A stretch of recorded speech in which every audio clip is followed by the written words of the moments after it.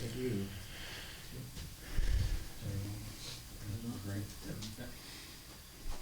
Trey, you want to get us going? Yeah, Coach, what did you think of the first couple days of practice and specifically the quarterback competition? Great energy the first 2 days of practice, which is pretty common. You know, I don't care where you're at. Guys come out and they're fired up day one. They're fired up day two. Excited to be back on the field. Excited that it's season time and not spring ball or summer workouts or any of that stuff. Key part of that is to make sure that that energy stays come practice 8, 9, 10, 11, 12, whatever we get to there, okay? Quarterbacks, you know, it's going to be a battle throughout. 3 of us had to sit down the other day and talked about exactly what needs to happen, exactly what's going to happen, exactly what needs to stop happening for that person to get the spot. They were made very aware that in a couple weeks, a real grown-up conversation is going to happen, and one of them is going to get the nod, and one of them is going to become the backup, and the expectations are that they go to work every day like they always have, okay? So the answer is going to be the same. You know, they're both playing good ball. They both are doing what we asked them to do, and they have cut down on doing what we've asked them to stop doing. And that's what we need. We need the guy to win the spot. We need the guy that we put on the field. We need him to win the spot. We don't want the guy we put on the field because the other guy lost the spot, if that makes any sense. And right now, those guys are going at it. They're making each other better. Are they perfect? No. Okay? They could be 3, 4, 5-year starters. They're not going to be perfect. Okay? But the mistakes they're making are coachable mistakes and mistakes that we need to have them make in practice to make them better players. Okay, they both have their individual things I've talked about, but both of them that we overly talked about in order to get to position is how do you handle adversity. So what happens after that interception? What happens after you just blatantly miss a read? What happens after you blatantly just miss a throw? Okay, how do you bounce back from that? Okay, when I'm in your ear on C2P, purposely trying to get them flustered. I don't do that in the game, but I'll do that in practice, okay? Purposely trying to get them flustered. When Coach Silverfield's yelling, trying to get them flustered, how do they respond to that, okay? So that's something we need to see from them. Do they respond positively to the negative adversity that they're going through, okay? And 2, can they play clean? Ultimately, that's what it's going to come down to, okay? You'd love to say you have a quarterback that's going to go out there and win the game for you, okay? But no matter what, you need to have a quarterback go out there and play clean and not lose a game. And that's what we need this quarterback to do this year, is to keep us clean, keep the ball in our hands, keep us moving, take the UARs, take the checkdowns, take what the defense gives us, and put us in a position to win a game. And ultimately, that's what's going to come down who gets a nod. A couple weeks from now, we make that decision. This is obviously more a developmental year for Hank Hendricks, but I was wondering what you thought about him, his potential. Yeah, you know what? Hank has an unbelievable skill set, unbelievable arm talent, coaches kids, so he, knows the game inside out. You can talk to him like a 10-year coaching vet, albeit he might have just turned 17, but he's 17 years old. You got to keep remembering that, because real life, he really should be preparing for his final year of high school. Okay, the thing I've been most impressed about Hank is he's just so cool. He's so poised, almost to the point where he's like bored out there, which is a positive thing, But you're telling me you're putting a senior year, a kid who should be going into a senior year of high school, putting him out there on an SEC practice field, and really not a big deal to him. That's been, to me, the most impressive thing with him. So I think the future's overly bright for him, down the road, I expect his name to be entered into some competition and putting some pressure on people. So the coach to player, you guys can rig it up in any number of quarterbacks' helmets, or during practice? Yes. Yeah. All of them have it in practice, or they could have it in practice. They take out two helmets per practice, one that has a C2P and one that doesn't. Game day, you're only allowed to have one C2P on the field, but in practice, right now, both AJ and KJ have a C2P in their helmets. The other guys right now do not, because they go to the other field to develop. And the last thing they need is me talking in their ear while they're running a different play. Hearing the same thing, obviously. Everyone hears the same thing, yeah. Everyone hears the same thing. I'll ask you about the run game and the O-line, just where you feel like you made strides in spring, and what do you have to get better for the run game to be something you can lean on in the O-line? Yeah, I'm going to give you the coach's answer, man. Okay, run game's going to become better when the pass game becomes better. Okay, run game's going to become better when we can prove that you can't put an extra hat in the box. Okay, that our receivers can win one-on-one battles. That teams can't go into a game plan saying we're going to play man-free coverage, put a seventh guy in the box, and continue doing that until you prove that you can throw the ball on us. Okay, run game's going to get better when the quarterback can join the run game and add the extra gap to the run game. Okay. Now, as far as the offensive line, I'm excited about those guys. All right. We got 5 guys right now that you know, I hate the word starter, especially when there's X amount of practices left until we actually do step on the field. But we got 5 guys that roll out there with the ones. Okay. Cash is doing a tremendous job of pushing the interior guys. Okay. Adam Hawks is doing a tremendous job of pushing the tackles. Josiah's growing up day by day, okay? And the best thing for Josiah is he gets to go against Quincy and gets to go against Steven and gets to go against those guys every day, you know? But those guys are pushing those guys for playing time, number one, and obviously keeping them on their toes to make sure they're playing good ball. Brooks Edmondson's another guy that's doing a pretty good job for us in the offensive line. So the depth there is good. Coach Myers, Coach Johnson do a good job of moving those guys all around. So they're playing left guard, left tackle, right guard. We got a couple guys that can go in there and snap, you know, to keep guys so that no matter what the situation is, we can put the best 5 guys on the field. Okay, so really, when you talk about what needs to happen for the run game to become better, we just got to continue to come together as an offensive line. Okay, Sutton Smith is a special talent for us back there. Braylon Russell's doing a really good job for us back there. And then there's a battle in for the 3rd spot there with Cam and Jasper, young TJ, young Bat. You know, those guys are all battling for. You know, I always tell the skill positions it's your job to prove to me you belong on the field, and it's my job to find out how to put you on the field then. Okay, so that's what those guys are doing. Y'all did something interesting with the receiver group in the team tempo period. You kept the veteran guys, Brown and Marshall and Hawkins, with KJ. And I'm wondering the thought process behind that. I mean, I know different guys get reps, but it seemed like you kind of kept them in unison with KJ. And then the pick that AJ threw, Shelton kind of came through Courtney Crutchfield on that play. Mm-hmm. What needed to have happened on that to avoid that pick? First off, you're going to keep hunting for clues and things that we're doing and hunting as to what's going on. When we're on what we call the 1s and 2s field, those are guys that play for us, and reps go. Same thing in the receiver room. We don't have a starter right now. There's not one guy that goes to bed tonight and says, all right, no matter what I do tomorrow, they're going to put me in the game on the first play, September 5th. Okay? So there's a 9-man battle going on right there with those guys. Okay? So we kind of move them all around, you know. They all play different positions as well, except for Antonio Jordan. AJ plays the X position. Everybody else just lines up in one of the 3 receiver spots and runs it from there. The situation with I need to watch it a little bit on film. I lose sight of it sometimes when I'm behind the offensive line and behind them.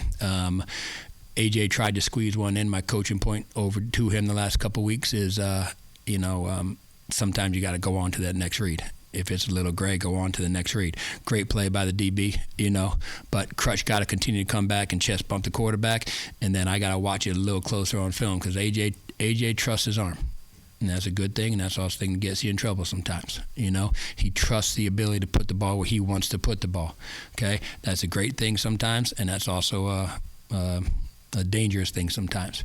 He threw a ball across the middle yesterday on a delta route to Ty Lockwood that I paused when he decided to throw the ball, and I said he's not even close to being open, and somehow he squeezed the ball in between people, a 25-yard gain.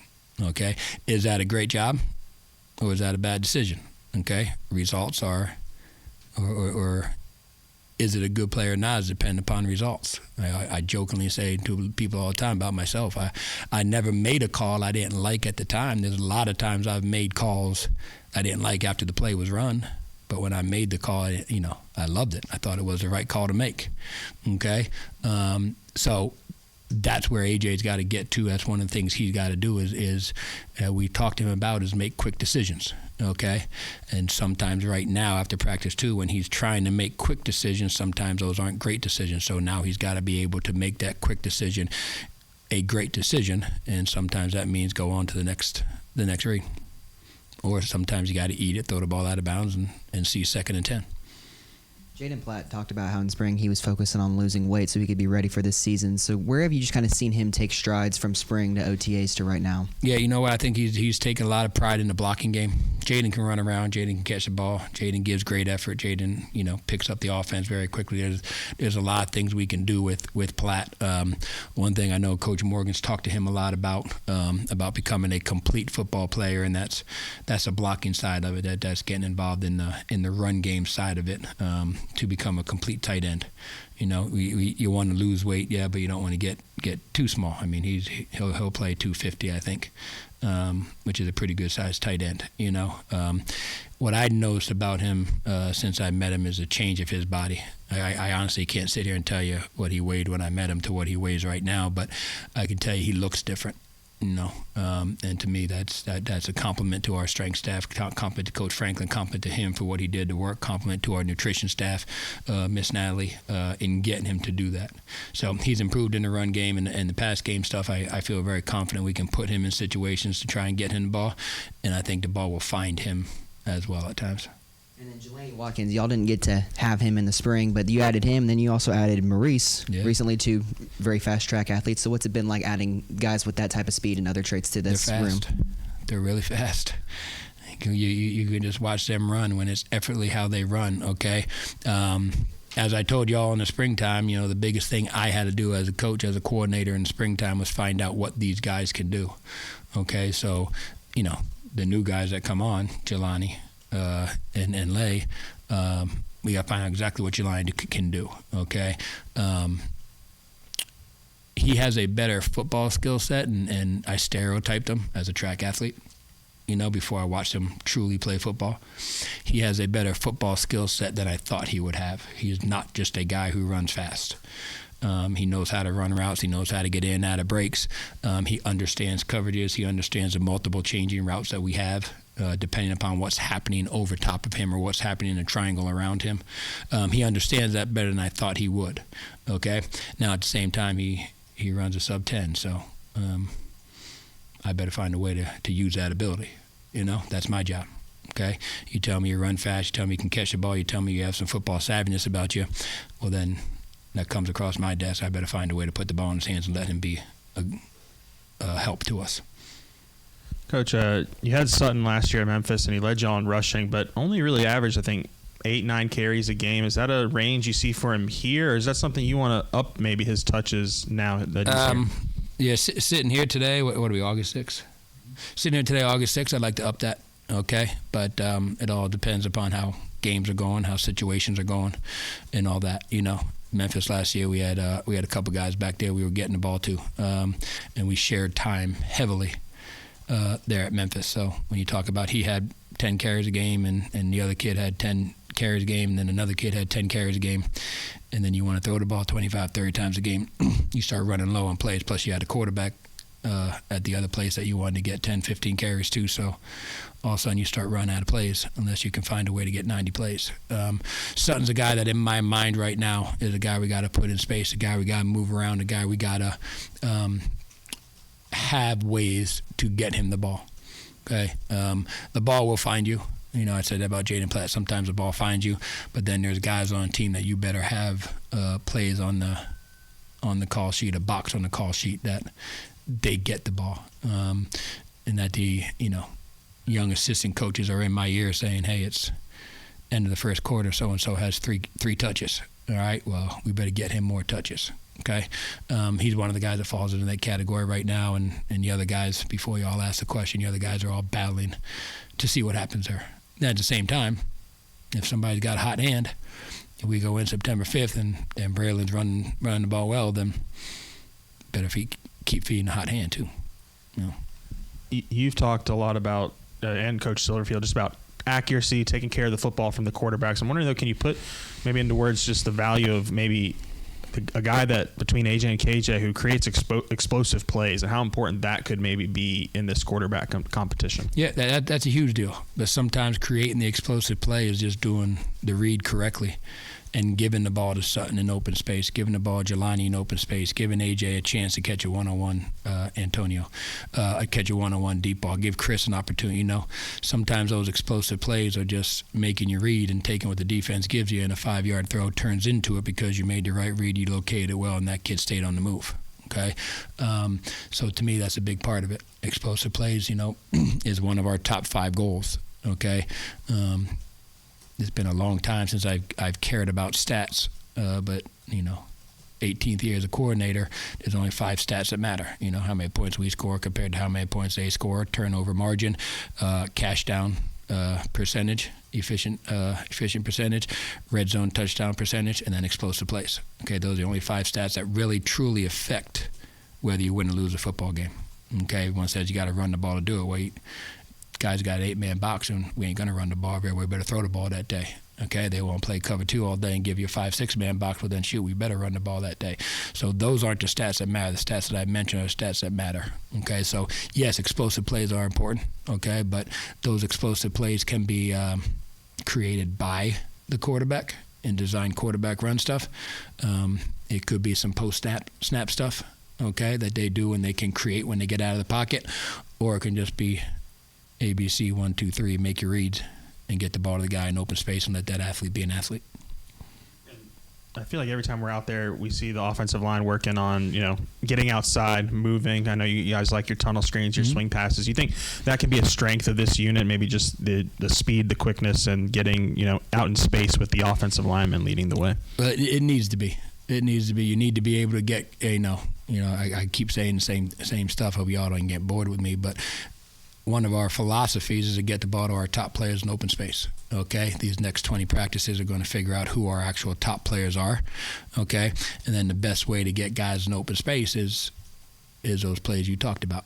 Okay, and it doesn't have to be a running back swinging out of the backfield. We can put anybody we want in the backfield to get him the ball in that spot. But another way is a hard conference to run the football in. Okay, so you better find ways to. Listen, it's going to go down maybe as a passing stat, okay? But in my mind, it's a run. Some of those little swing passes, some of those little tosses out there, some of that stuff, the RPO game, all right? So when people say you're a 50-50 run pass guy, well, 10 years ago, that meant something. Nowadays, it doesn't really mean that much because to me, an RPO throw that we happen to hit a bang 8 across the middle for a 75-yard touchdown pass, that goes down as passing yards and a passing touchdown when in my mind, that's a run play.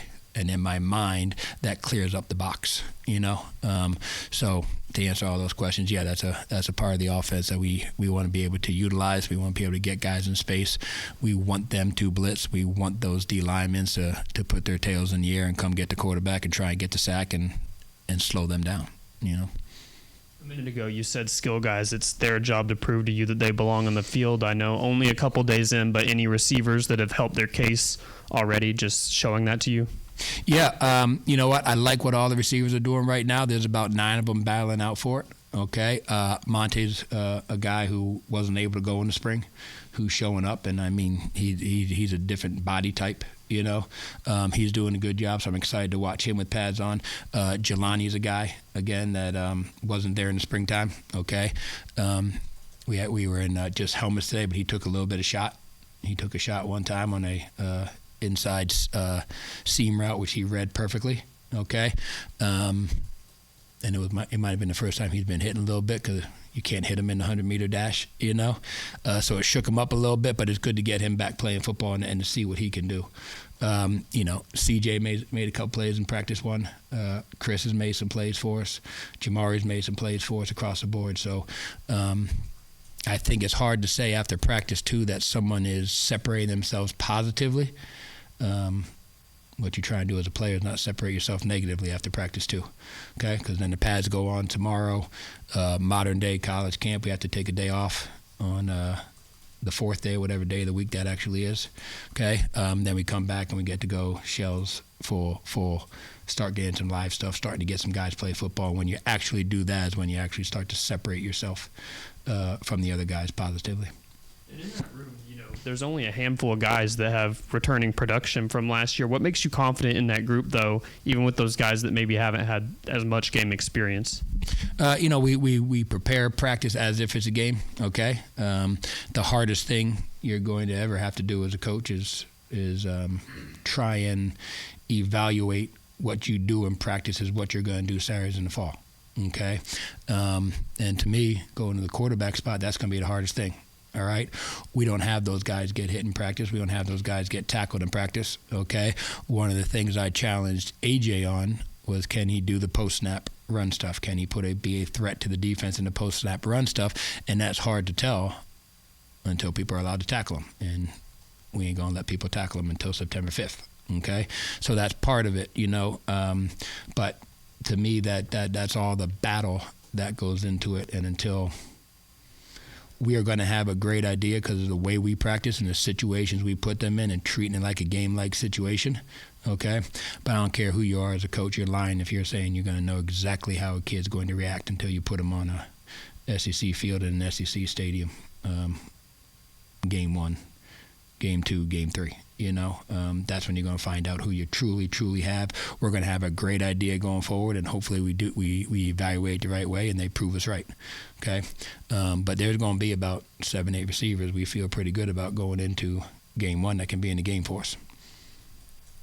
Coach, Arkansas was one of the worst teams in terms of fumbling the ball last year. Memphis was kind of one of the better ones. I'm curious what you've seen as far as ball security from your guys in the first couple of days. You punched me right in my gut, man. That's all we talk about, man. That's all we talk. It's all we talk about in the meetings. How we start meetings, how we start practice. That's how we yell. That's what we yell in practice. We got the kids yelling. We got the trainers yelling. We got the student training girls that walk around with the water bottles. They yell OTB. That is a pivotal part of the game. Okay, and that's what's going to change, and that's what's going to keep us in and win us football games. Okay. Whatever the numbers were last year, I don't know. But at the other place I was at last year, a turnover was a big part of that game. And that is going to lose us football games if we turn the ball over. So that's all we talk about. That's all we practice. We do ball security every single day. Ball security circuit. I think you guys are there doing the ball security circuit most of the time. Okay. But every single drill we do is a ball security circuit. Every single thing we talk to the quarterbacks is protecting the football. If we don't turn the ball over, Captain Obvious statement, we have a really good chance. We got a much better chance scoring if we don't turn the ball over on the drive than if we do turn the ball over on drives. So we better hold on to the dang ball. That's one check. You really got the water trainer girls doing that? OTB, I'm telling you, Razorback Nation, we need to start yelling OTB. Just walking through the offices, just yelling OTB around the offices in the state of Arkansas. OTB means own the ball.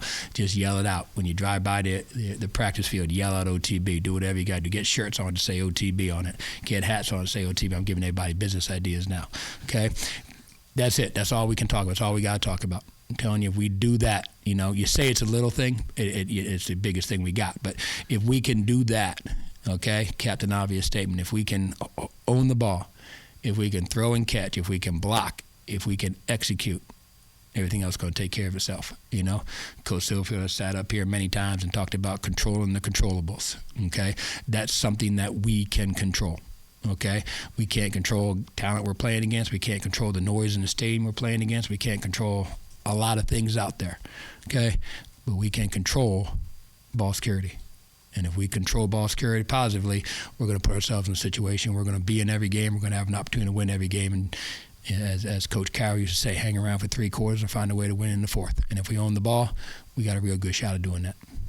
If you could pick one thing, I guess, to advance with KJ and one thing to advance with AJ in terms of getting them where you want them to be, what would be those things? What would KJ's big thing is his accuracy. He's got to be accurate at all times. He cannot have any misses. Okay, AJ's is quick decision making. Like I kind of talked about. Now he's in the mode right now where he's trying to make such quick decisions that sometimes those quick decisions are bad decisions. Okay. That's a natural development. That's a natural learning side of it, okay? Both of them have unbelievably improved in that since I met him in the springtime, since Coach Stewart's been working with him in the springtime. But that's something that is that's been talked about to them, and that's one of each of the things that this is what we need to see. It couldn't be more black and white with them as far as saying this is what we need to see from you. Okay, this is what Coach Silverfield needs to see from you to give me the okay that this is the guy or this is the guy. Okay, ultimately he makes a final decision. He's the head coach of the program. I throw my 2 cents in there. Coach Stewart throws his 2 cents in there. Coach ultimately makes a final decision. So what do they need to show Coach Silverfield? What do they need to prove to Coach Silverfield? That's one of the big things for him. Okay. KJ's accuracy, which has been ultimately improved. Okay. AJ's quick decisions, which have been ultimately improved. 3 times in the past 2 days, those quick decisions have turned into bad decisions. Okay. That's natural developing. Okay. By the end of tomorrow, by the end of the practice on practice 4, those 3 bad decisions need to disappear and the quick decisions need to stay. And that's what they need to do. And they both need to be able to show the ability to lead this team. KJ is a very positive leader, which is great.